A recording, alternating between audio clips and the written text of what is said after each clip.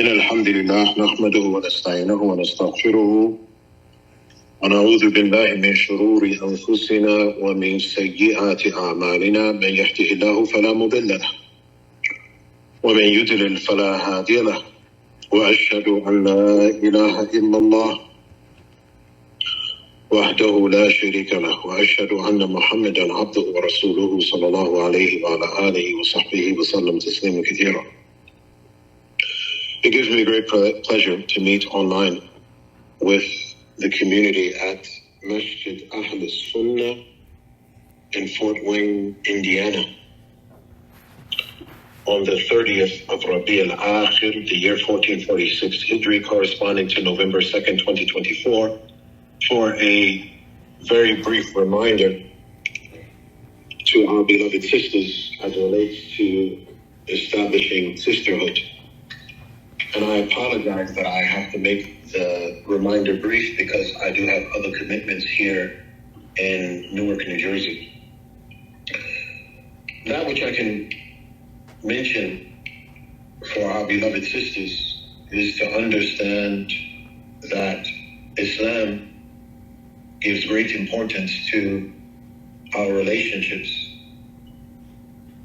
and that guidance is in the Quran. And that guidance is in the Sunnah of the Prophet sallallahu alaihi wasallam, as Allah Azza wa Jalla said in Surah Al-Isra, إِنَّ هَذَا الْقُرْآنَ يَهْدِي لِلَّتِي هِيَ أَقْوَمُ.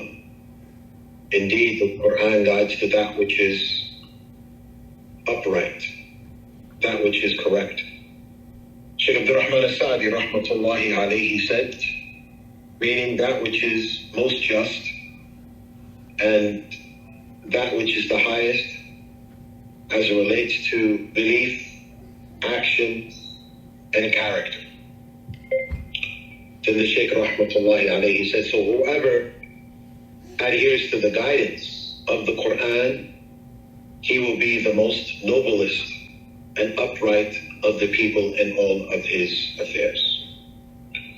The character, or the topic of sisterhood and establishing it, is a topic of noble character.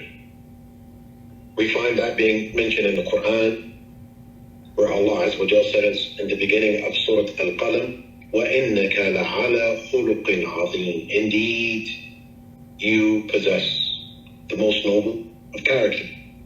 Allah Azza wa Jalla describing his Prophet Muhammad sallallahu alayhi wa sallam, informing us that he has the most noble of character. This character, or because of the importance of his character and mannerism and treatment of others, we find that the scholars of Islam went through great lengths to remind the believers of the importance of noble character. Imam al-Bukhari rahimahullah ta'ala has a chapter in his Sahih al-Bukhari called Kitab al-Adab, the chapter of mannerism. And likewise, he has an independent book that he authored called Adab al-Mufrad, the character or mannerism of an individual. And it's translated. You also have the book of Al-Adab by Imam al-Bayhaqi. You also have the comment, and the one by Imam al-Bayhaqi is not translated. And you also have that which is most common amongst the people, Riyadh al-Salihin by Imam al-Nawawi rahimahullah ta'ala. So indeed, the scholars of Islam went through great lengths to clarify the character and the treatment between the believers. Imam Ibn Qayyim rahmatullahi alayhi mentioned in his book Madarij al-Salikin about character. He said, from amongst the character is that which you have with the creation, and that is dealing with them. That is treatment of them and dealing with them. And then he goes on to explain that you have mannerism and character with the parents, You have mannerism and character with the father, with the scholar, with the ruler, with your relatives, with non-relatives, with companions. Then Imam Ibn Qayyim rahmatullahi alayhi, toward the end of his statement, he said, وَأَدَبُ الْمَرْءِ عُنْوَانُ سَعَادَتِهِ وَفَلَاحِهِ وَكِلَّةُ أَدْبِهِ عُنْوَانُ شُقَاوَتِهِ وَبَوَارِهِ. The correct mannerism and etiquette of an individual, how a sister treats her sister. This is an indication of a person's happiness and success. And the lack of mannerism is an indication of a person's wretchedness and their evil. He concludes his statement by saying, فَمَا اسْتُجْلِبَ خَيْرُ الدُّنْيَا وَالْآخِرَةِ بِمِثْلِ الْأَدَبِ وَلَا اسْتُجْلِبَ حُرْمَانُهُمَا بِمِثْلِ قِلَّةِ الْأَدَبِ.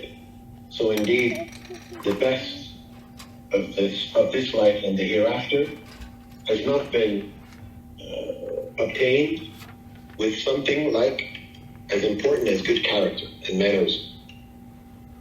And likewise, the wretchedness of the hereafter and this life has not been obtained with something so important such as lack of mannerism and character. In the Quran and in the Sunnah, you have that which is general and that which is specific. Examples of that which is general. The verse that we mentioned at the beginning of Surah Al-Qalam, وَإِنَّكَ لَعَلَى خُلُقٍ عَظِيمٍ. Indeed, you have exemplary character, noble character. Imam Hafiz Ibn Kathir rahmatullahi alayhi mentioned that Sa'ad bin Hisham rahimahullah asked Aisha about the character of the Prophet sallallahu alayhi wa sallam. Aisha said, do you not read the Quran? He said, yes. Indeed, I do. She said, the Quran was the character of the Prophet sallallahu alayhi wa sallam. The Quran was the character of the Prophet sallallahu alayhi wa sallam. Hafiz Ibn Kathir rahmatullahi alayhi said, in his biography of the Prophet sallallahu alayhi wa sallam, which was translated by our brother Abu Talha and published by Salafi Publications. In that book, Hafiz Ibn Kathir rahmatullahi alayhi said, مكارم الأخلاق أمر عظيم وهو من الدين. Noble character is a very important, vital matter, and it is from the religion. Sisterhood is from the religion. Brotherhood is from the religion. Our religion is a complete religion. Our religion has not left out any aspect. It was mentioned by the Salaf in explanation to a hadith in which a Jew said to Salman al-Farisi, radiallahu ta'ala anhu, that your prophet has taught you everything, even how to use the bathroom. Your prophet, yani Muhammad sallallahu alayhi wa sallam, has taught you everything, even how to use the bathroom. The Salaf responded. They said, it is unconceivable that the Prophet sallallahu alayhi wa sallam has taught the Sahaba how to use the bathroom, and he has not taught them mannerism and character. He has not taught them mannerism and character. So indeed, sisterhood, and how you treat one another, and how you interact with one another, and how you engage with one another, it is a part of our religion. It is not that religion is only prayer, or our religion is only fasting, or our religion is only the manner in which we dress. No, our religion is likewise the manner in which we treat one another.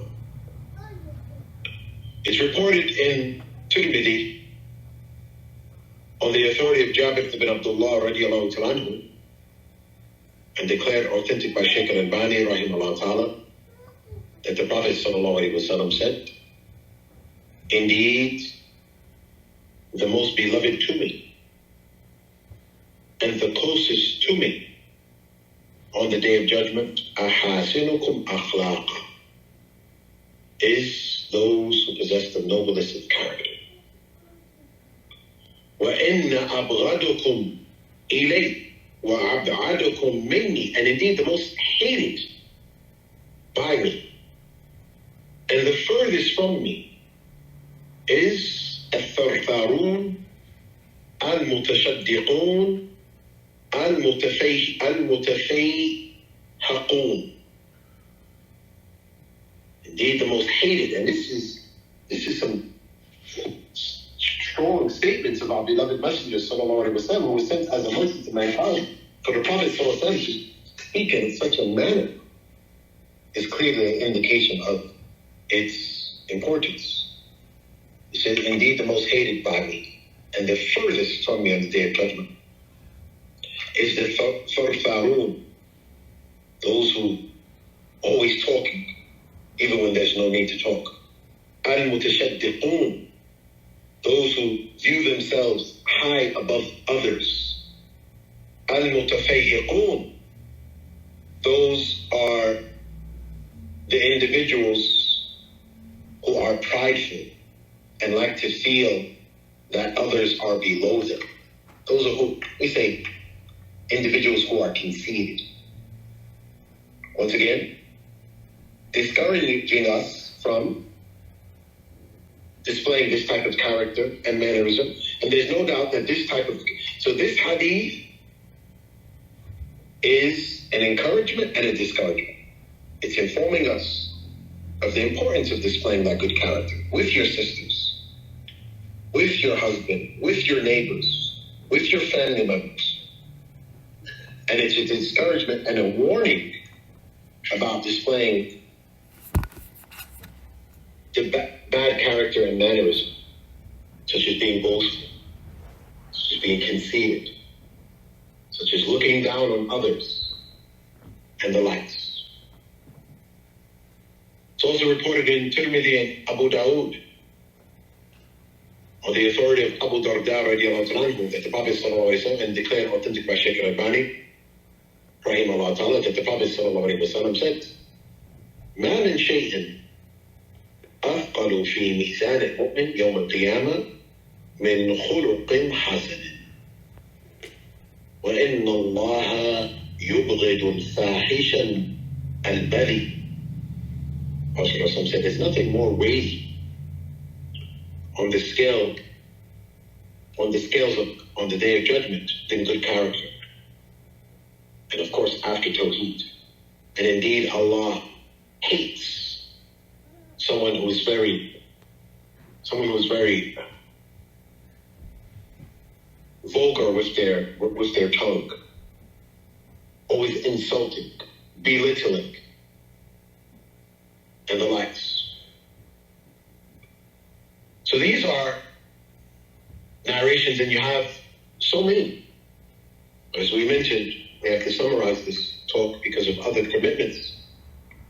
It's also reported in the Sunan of Abi Dawood and declared authentic by Shaykh al-Albani rahimahullah ta'ala on the authority of Aisha, al-Mu'mineen radiallahu ta'ala, that she said that the Prophet sallallahu alaihi wasallam said, إِنَّ الْمُؤْمِنِ لَا يُدْرِكُ بِحُسْنِ خُلُقِهِ دَرَجَةِ الصَّائِمِ الْقَائِمِ. Indeed, the believer will reach the level of someone who fasts and prays optionally because of his good character, which is an encouragement. If you want to reach the level of individuals who constantly fast and individuals who constantly pray optionally, the supererogatory prayers and the supererogatory fasting Your good character can get you to that level. Your good character can get you to that level. Everything that we've mentioned thus far was general encouragements or discouragements as it relates to good character and avoiding bad character.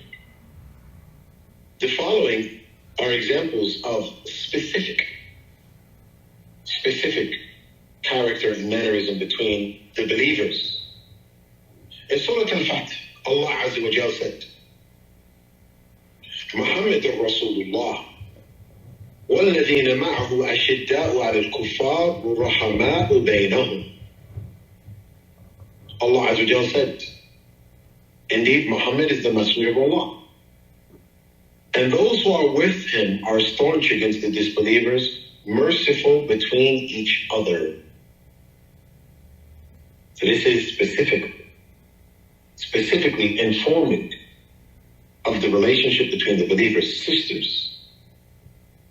Shaykh Abdul Rahman al-Sa'di rahmatullahi alayhi mentioned that Allah Azza wa Jal is informing about his messenger, sallallahu alayhi wa sallam, and those who are with him from amongst those who migrated from Mecca and those who hosted them in Medina, that they are individuals that have the best and noblest of character.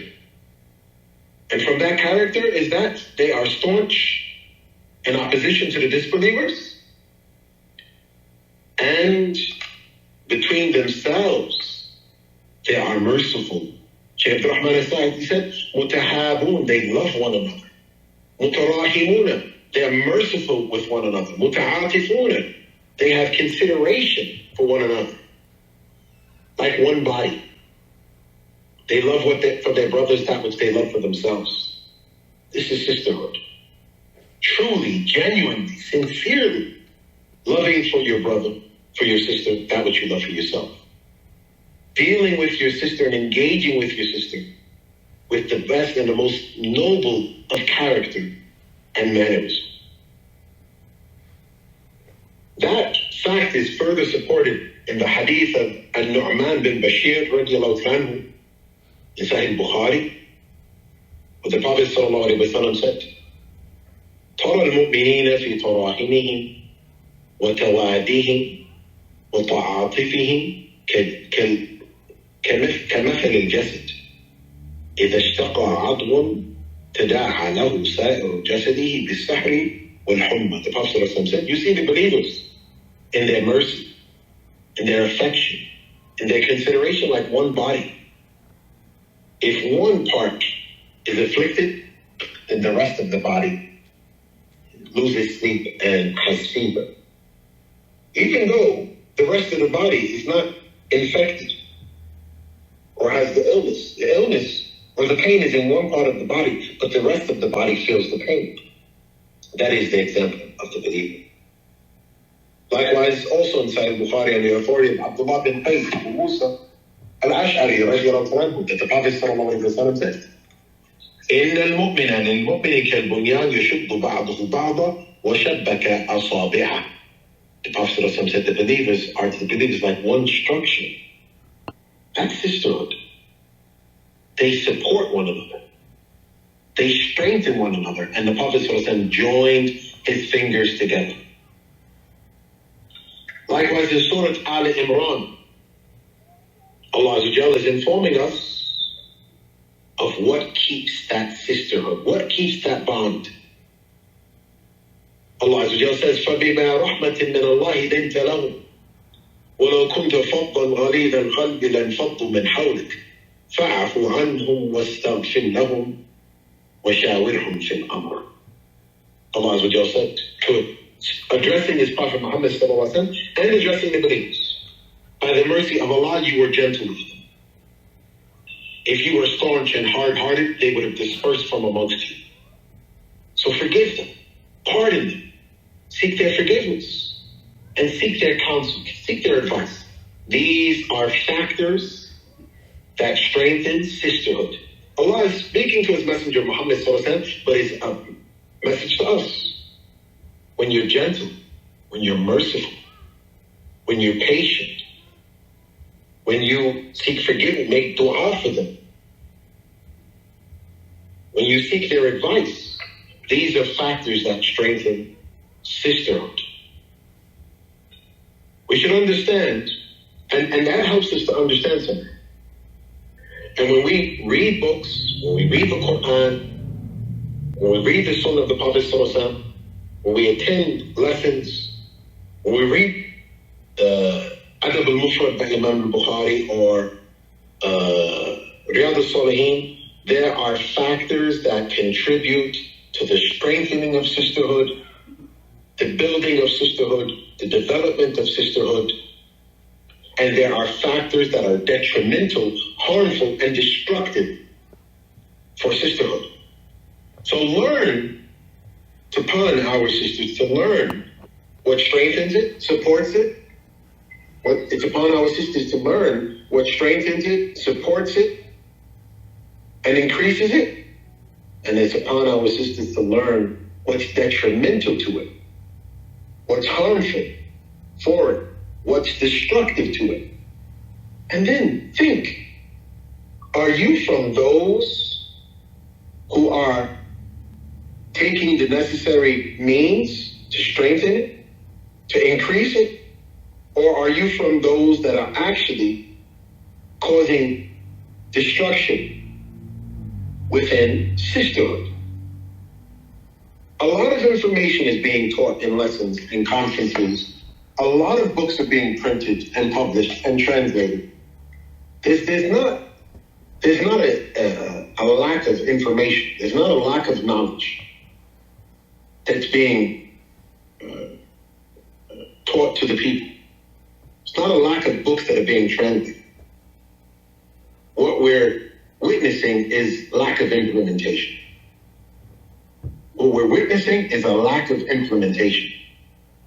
As if the knowledge that's being taught, the lessons, the conferences, the books that are being translated, du'at traveling north, south, east, west of the country,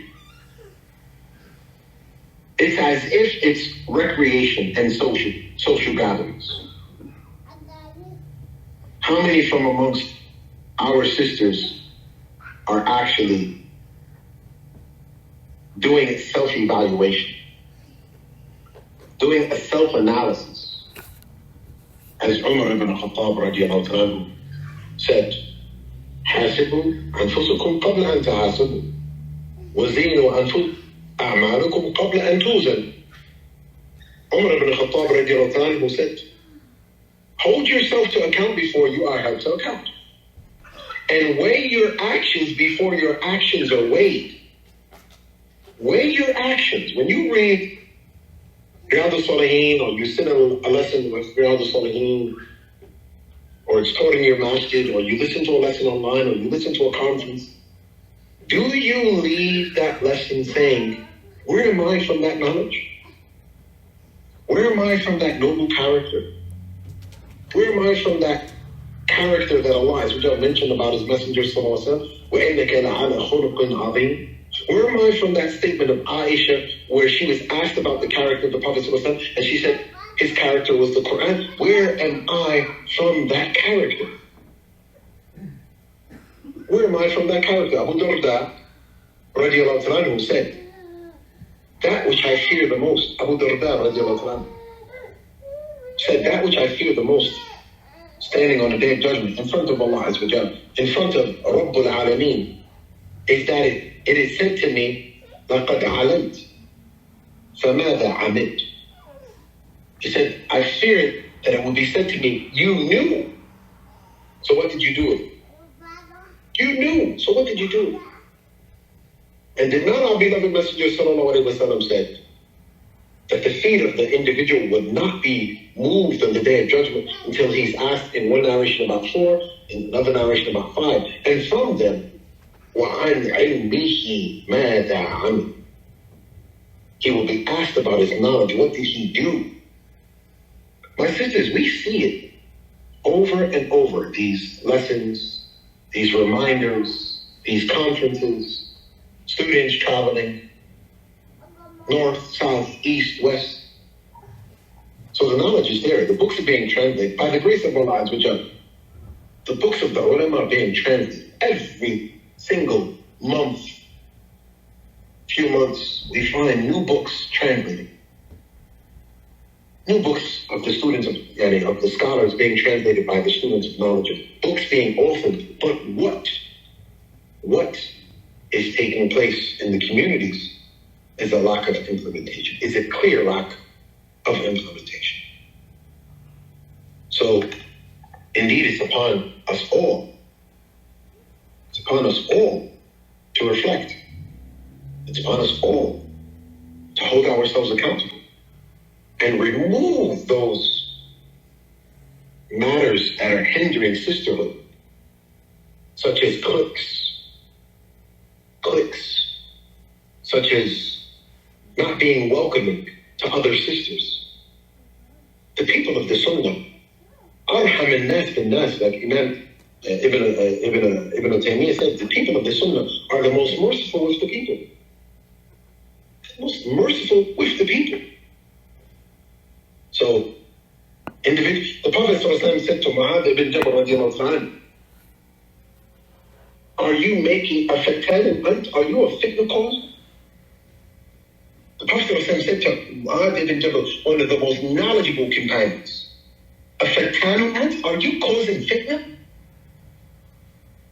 And when did the Prophet ﷺ say that to Mu'adh? Was it because Mu'adh was a backbiter? Was it because Mu'adh was a tail carrier? Was it because Mu'adh was not welcoming? Was not pleasant? Was it because Mu'adh boycotted other individuals, lied on other individuals, slandered other individuals? No. It was because Mu'adh elongated his prayer and was not considerate of those who were praying behind him. Elongated his prayer and showed a lack of consideration for those who were behind him. That's why, so Mu'adh is actually doing an act of worship, such as prayer, leading his people in Salat al-Isha and reciting long surahs that made it difficult for individuals to continue in their prayer behind him. So if that's the case, and the Prophet ﷺ said, "Afatanu ant," and he repeated it a couple of times. Are you causing fitna? Are you causing fitna? So what about those from amongst our sisters who lie, slander, backbite, aren't pleasant, drive others away, harsh? My dear sisters, there are factors that contribute to sisterhood, build sisterhood, improve sisterhood, develop sisterhood, and there are factors that destroy it. The Prophet ﷺ said, be a key to good and a closer to evil. That is such a profound statement about Messenger sallallahu alaihi wasallam. Be a key to good and a closer to evil. Such a profound statement. So much can be said. How to be a key to good. How to be someone who's pleasant. How to be someone that people enjoy being around. How to be someone that people, when they see you or think of you, they smile and say, MashaAllah, Allahumma barak. That is such a wonderful person. The type of individual that people come into your company, my dear sister, and they leave you feeling that their iman has lifted. Feeling that their iman has lifted. There's a hadith where the Prophet ﷺ mentioned, or one of the statements of the Salaf, I can't recall right now, the type of individual that you see them and you remember Allah. Actually, I think it was one of the statements of the Salaf, that you see them. Many of the Salaf, they mentioned this. We would actually see this individual and we would remember Allah. Or are you the type of individual, others come into their company and they say, A'udhu billah. A'udhu billah. The Prophet ﷺ mentioned in the hadith of Aisha radiallahu anha, what the Prophet ﷺ said. Indeed, those who are most beloved, indeed, those who are most hated by Allah are the individuals that people stay away from them because of their evil. People avoid because of your evil. Prophet ﷺ mentioned those are the most hated people to Allah Azza wa Jalla. So this is a brief reminder for myself and my dear sisters. And once again, I apologize for having to make it short. And I do encourage our sisters to, I saw that there's an announcement that Ustadh Jamil Finch and Ustadh Raha Bats will be giving lectures at Germantown Masjid in Philadelphia, Pennsylvania, tomorrow, Sunday. And one of those lectures is about sisterhood and examples from amongst the Salaf. So it's very similar to this topic. So I would strongly encourage our sisters. Once again, I apologize for not being able to continue this lecture because of other commitments, but I strongly encourage our sisters to tune into those lectures and to benefit and to hear further information and examples. But when you, my dear sister, listen to those lectures, it is not for recreation. It is not for a laugh. It is not for just wasting time. It is for reflection. It is for reflection. Reflect. Evaluate. Hold yourself accountable. Change what needs to be changed. And be happy for what is in accordance to what's pleasing to Allah Azza wa Jalla. It's a brief reminder for myself and my dear sisters at Masjid al-Sunnah in Fort Wayne, Indiana. May Allah Azza wa Jalla accept it from us all. May Allah Azza wa Jalla make us from amongst those who seek beneficial knowledge and implement righteous deeds. May Allah Azza wa Jalla forgive us for our shortcomings and our faults and our mistakes. May Allah Azza wa Jalla grant us taqwa. And may Allah Azza wa Jalla guide us to that which is correct and save us from that which is incorrect. Allah knows best. Sallallahu wa sallam wa baraka ala Muhammad wa ala alihi wa sahbihi wa sallam tasliman kathira.